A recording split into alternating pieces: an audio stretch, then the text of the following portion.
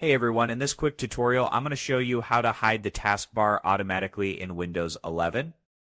It's super easy and it gives your desktop a much cleaner look. So let's jump right in. First, right-click on any empty space on the taskbar. You will see an option that says Taskbar Settings. Go ahead and click that. This will open the settings window directly to the taskbar section. Now scroll down a bit and click on Taskbar Behaviors to expand that menu. You will see a checkbox that says automatically hide the taskbar. Just tick that box.